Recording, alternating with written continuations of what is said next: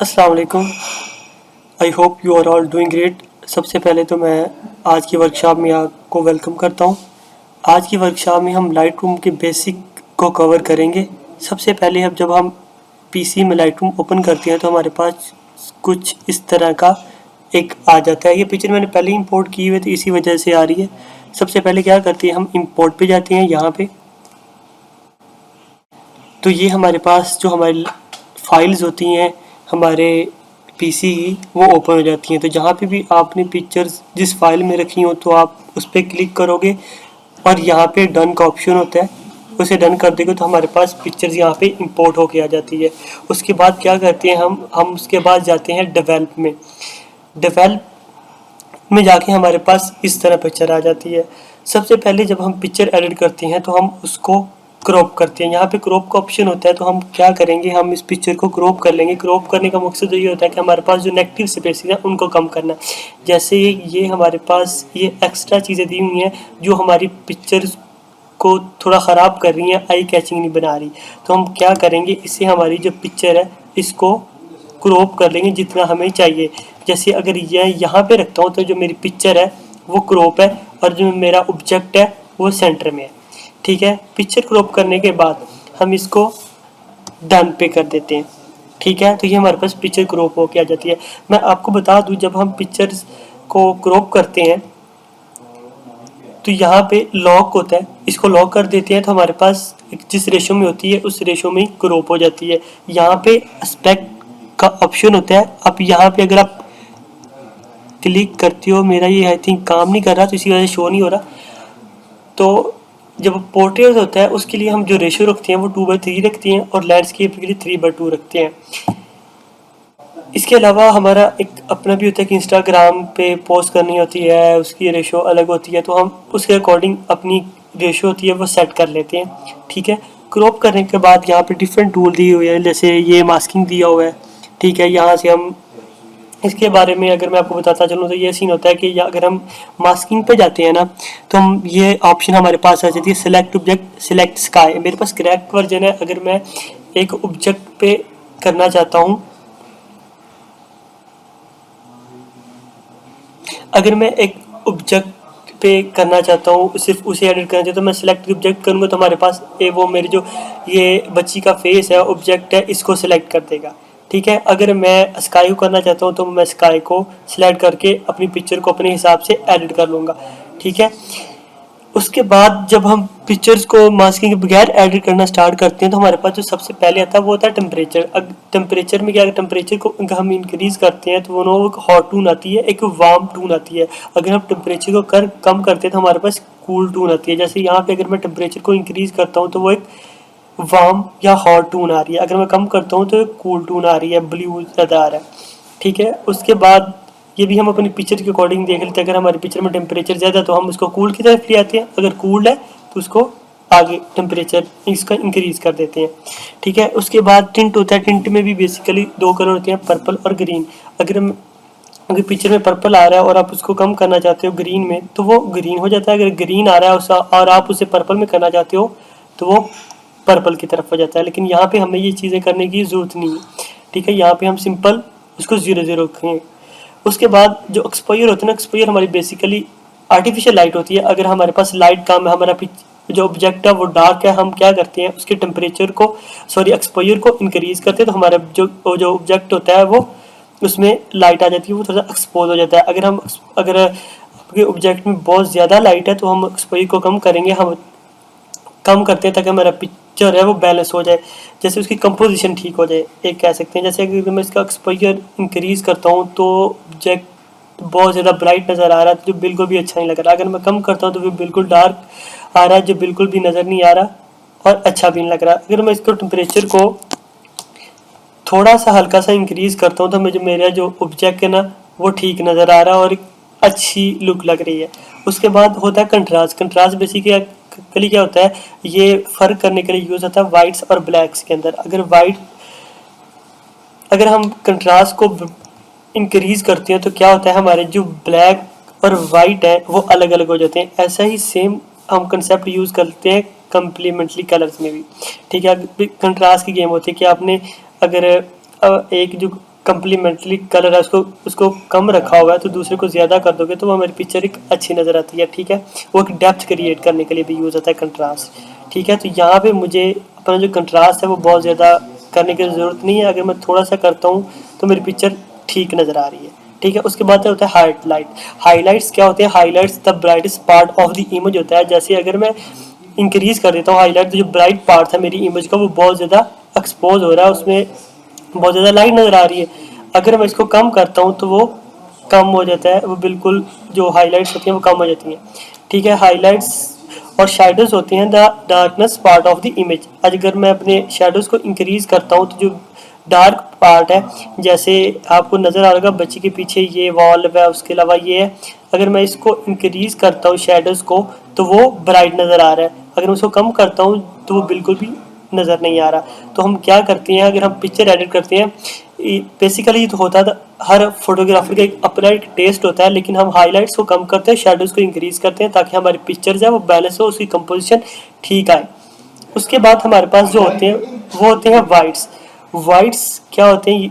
ये भी शेडोज़ की तरह ही काम करती हैं, लेकिन ये होता है अगर हमारे पास जो वाइट पार्ट होता है ना अपनी इमेज का, वो हमारे पास वाइट्स होते हैं और ब्लैक्स होते हैं वो ब्लैक पार्ट होता है। जैसे अगर मैं इसके वाइट्स को इंक्रीज करता हूँ तो देखो वो बहुत ज़्यादा इंक्रीज हो रहा है। ये देखें, यहाँ पे ये हिस्सा है, ये अगर मैं इसके वाइट्स को इंक्रीज करता हूँ तो वो बहुत ज़्यादा एक्सपोज हो रहा है, जो मेरी पिक्चर से बिल्कुल अच्छा नहीं लग रहा। ठीक है, हम जब वाइट बैलेंस करते हैं, वाइट्स को करते हैं, हम क्या करते हैं, हम आल्ट प्रेस करके रखते हैं और हमारे अपने कर्सर को इसको कम या ज़्यादा करते हैं। देखिए अब यहाँ पे एक इमेज बन रही है, अगर मैं इसको कम, तो यहाँ पे इमेज बनना ख़त्म हो गई है। तो मैं यहाँ पे अगर छोड़ दूँ ना, इसका मतलब है कि जो मेरे वाइट्स हैं वो बैलेंस है। अगर मैं ऐसे ही ब्लैक्स की बात करूँ, अगर मैं आल्ट दबा के अपने इसको इसको इंक्रीज करूँगा या कम करूँगा तो यहाँ पे एक पिक्चर बनना स्टार्ट हो जाती है।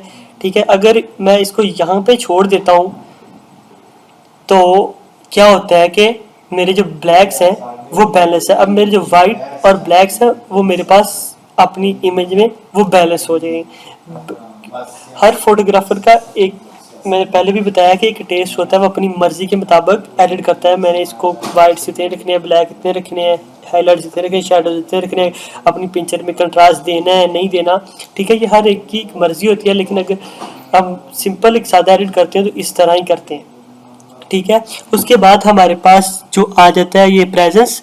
और प्रेजेंस में क्या होता है, हमारे पास होता है टेक्सचर, क्लैरिटी, डीहेज, वाइब्रेंस और सैचुरेशन। बेसिकली जो टेक्सचर क्या होता है, ये हमारी जो पिक्चर है उसकी क्वालिटी को बेहतर कर देता है। अगर हमारे पास एक अगर ब्लर पिक्चर है तो उसके टेक्सचर का हम ऐड करेंगे तो वो उसको थोड़ा सा एक्सपोज कर देता है। जैसे ये बच्ची का चेहरा है, ठीक है, अगर मैं इसके टेक्सचर को बढ़ा देता हूँ ना तो देखो एक ना, अगर जहाँ पे टेक्सचर 0 0 था तो हमारे पास ये जो चीज़ें हैं स्मूथ नज़र नहीं आ रही। ठीक है, स्मूथ है, तो अगर मैं इसकी टेक्सचर को बढ़ा देता हूँ तो वो एक्सपोज हो जाती है, एक ही चीज़ अकेली अकेली नज़र आ रही है। ठीक है, ये टेक्सचर होता है मोस्टली हम सिंपल फोटोज़ में तो नहीं यूज़ करते हैं, आर्किटेक्चर फोटोग्राफी में यूज़ करते हैं। क्लैरिटी भी सेम चीज़ है, लेकिन क्लैरिटी में हम जो पिक्चर्स होती हैं उसको इंक्रीज़ करते हैं। अगर मैं इसके पिक्चर में इसकी क्लैरिटी को इंक्रीज़ करता हूँ तो देखो वो बहुत क्लियर होती जा रही है इमेज। ठीक है, एक एक चीज़ सही, उसको जो पिक्चर होते हैं वो बढ़ जाते हैं, सही नज़र आ रही है पिक्चर। लेकिन क्लैरिटी बहुत ज़्यादा करने से भी पिक्चर डिस्टॉर्टेड हो जाती है, ख़राब हो जाती है और बिल्कुल अच्छी नहीं लगती। तो हम क्या करते हैं, हम अकॉर्डिंग टू आवर पिक्चर हम थोड़ी सी क्लैरिटी बढ़ा लेते हैं अगर हमें ज़रूरत है। ठीक है, ताकि हमारी पिक्चर जो है वो अच्छी नज़र आए। ठीक है, उसके बाद जो हमारे पास आता है डीहेज। डीहेज क्या होता है, अगर हमारे पास पिक्चर में कोई क्लाउडी इफेक्ट आ रहा है ना, उसको कम करने के लिए जो हम यूज़ करते हैं वो डीहेज यूज़ करते हैं। ठीक है, अगर क्लाउडी इफेक्ट आ रहा है इसमें पर पिक्चर में, अगर इसमें थोड़ा सा डीहेज करता हूँ ना तो पिक्चर क्लियर नज़र आती है। अब उससे पहले वो स्मोक सा इफेक्ट आ रहा था, धुंधला धुंधला, तो वो जो अब ख़त्म हो गया कि डीहेज कर देते हैं। अगर हम बस हेज या धुंधला इफेक्ट है तो हम पिक्चर को डी हेज कर देते हैं ताकि पिक्चर हमें थोड़ी सी अच्छी लग जाए, उसमें थोड़ी सी क्लैरिटी आ जाए। वाइब्रेंस हमारे पास जो होता है ना वो बेसिकली जो कलर शो नहीं ना हो रहे होते हमारी पिक्चर्स में, ठीक है, उनको इंक्रीज कर देता है। अगर किसी कलर्स की अमाउंट कम है ना, ठीक है, हमारी पिक्चर में उनको बहुत ज़्यादा कर देता है वाइब्रेंस,